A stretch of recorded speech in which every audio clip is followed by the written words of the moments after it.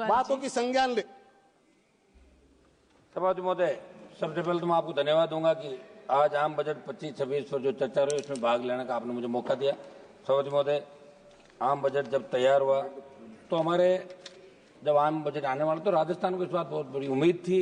हम किसी राज्य के खिलाफ नहीं, बिहार को बहुत कुछ दिया। पिछली बार भी जहाँ जहाँ चुनाव थे आंध्रा के अंदर, चुनावी समय के अंदर सरकार उन क्षेत्रों का ध्यान रखती है, लेकिन राजस्थान के अंदर विशेष बजट का आवंटन, विशेष राज्य का दर्जा।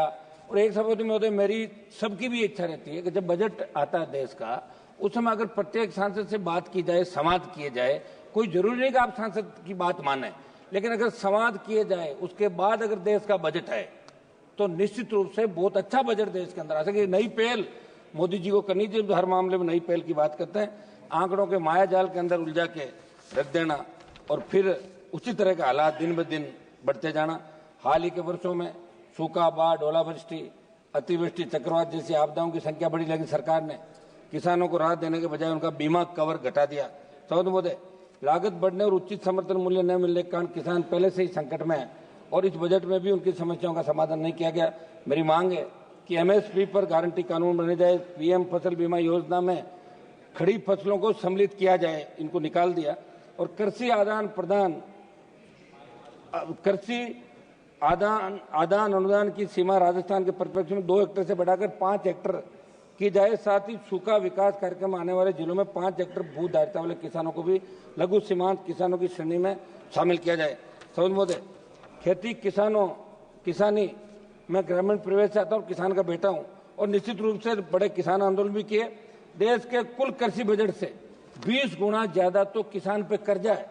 32 लाख करोड़ से ज्यादा किसान पे कर्जा। भी एक सवाल के जवाब के अंदर आप लोग बता रहे थे कर्ज माफी की योजना बनाने से आपने इनकार किया, एमएसपी गारंटी कानून बनने की मांग को आपने नजरअंदाज किया।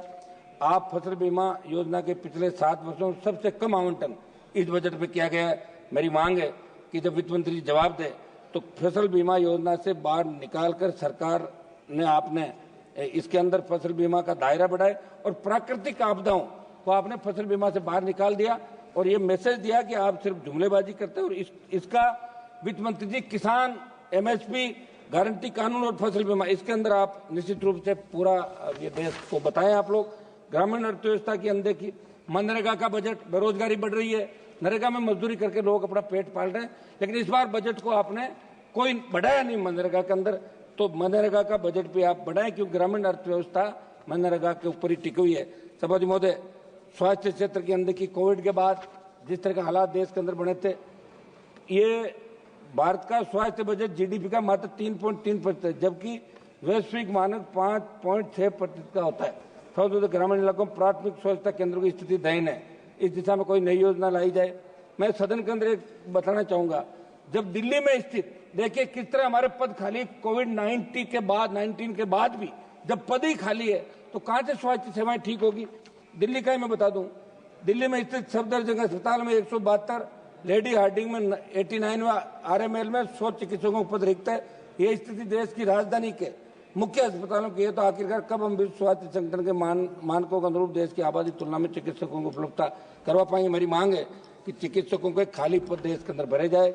निजी निवेश को प्रोत्साहन की जो कमी है, मोदी बजट में निजी क्षेत्र के निवेश को बढ़ावा देने के आवश्यक प्रोत्साहन नहीं दिए गए, जिससे इंफ्रास्ट्रक्चर निर्माण उद्योगों की वृद्धि धीमी हो सकती है।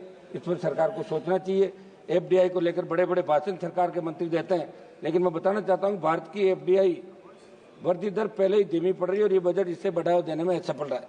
सभापति महोदय, मध्यम वर्ग के लिए आपने घोषणा करी 12 लाख की सीमा को बढ़ाकर कम से कम जो आपने ऊपरी आय वर्ग को ज्यादा फायदा पहुंचाने वाला ये बजट, आयकर में कुछ राहत जरूर दी गई, लेकिन 12 लाख की सीमा को बढ़ाकर कम से कम 15 लाख आप लोग करें। महंगाई की वजह से आम आदमी की वास्तविक आय पहले से ही प्रभावित हो रही है। आप पेट्रोल डीजल की कीमतें घटाएं, होम लोन, शिक्षा लोन, स्वास्थ्य खर्चों पर टैक्स कटौती बढ़ाने की जरूरत थी, लेकिन सरकार ने इस पर ध्यान नहीं दिया।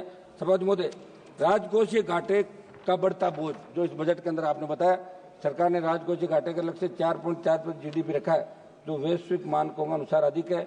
मैं आपके माध्यम से वित्त मंत्री से पूछना चाहता हूं कि आप पूर्ववर्ती सरकारों पर आरोप लगाते रहते हो, लेकिन आपके कार्यकाल में भी सरकार लगातार उधारी बढ़ा रही है, जिससे आने वाले वर्षों में अर्थव्यवस्था पर भारी दबाव पड़ सकता है।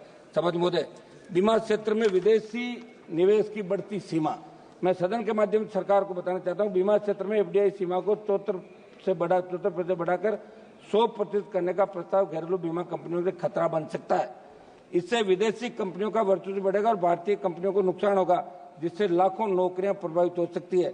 ब्याज भुगतान का बढ़ता भार, इस बजट का एक बड़ा हिस्सा लगभग 12.76 लाख करोड़ रुपए तो सिर्फ कर्ज के ब्याज के भुगतान में ही चला जाएगा।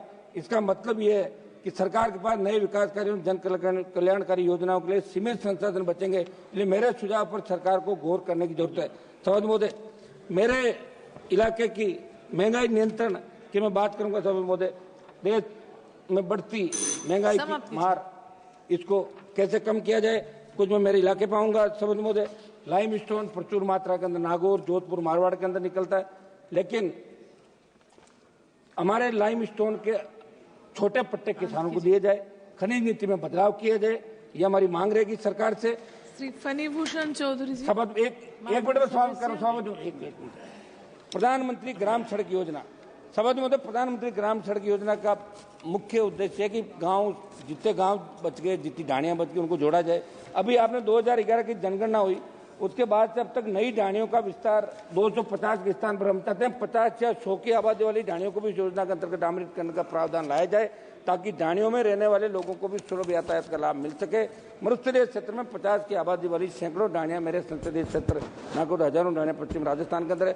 सभापति महोदय, मैं इतना ही चाहूंगा कि जब वित्त मंत्री जी बजट पे अपना रिप्लाई दे तो नौजवानों को कौन से आप जितने पद खाली उनके बारे में क्या कर रहे हो, महंगाई किस तरह आप महंगाई किस तरह आप घटा रहे हो, किस तरह